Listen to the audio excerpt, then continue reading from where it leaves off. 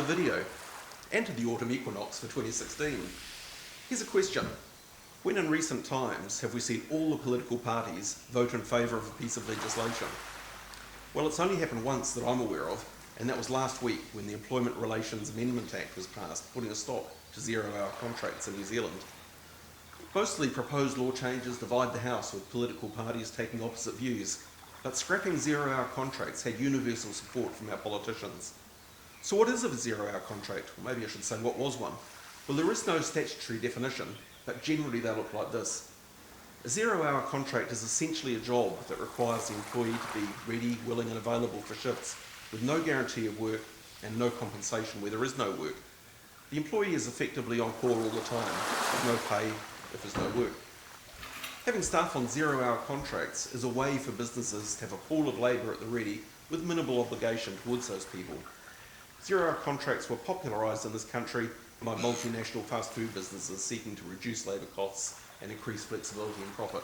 And since then they've become prevalent in a lot of low-paid service industries.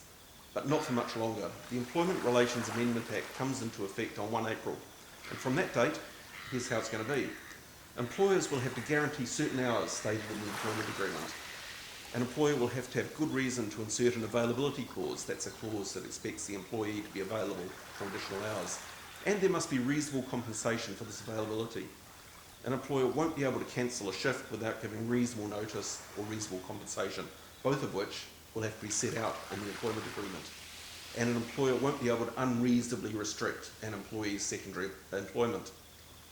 I did a quick scan through the new Act, and the word reasonable crops up 14 times that I can see, and rather unhelpfully, it hasn't been defined. Presumably case law will define what reasonable means in this context over time, but in the meantime, there'll be some uncertainty around some of these questions. What constitutes good reason to insert an availability clause?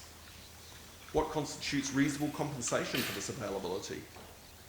What is reasonable notice for cancellation of a shift? What is reasonable compensation for cancellation of a shift? And under what circumstances might it be reasonable to restrict secondary employment?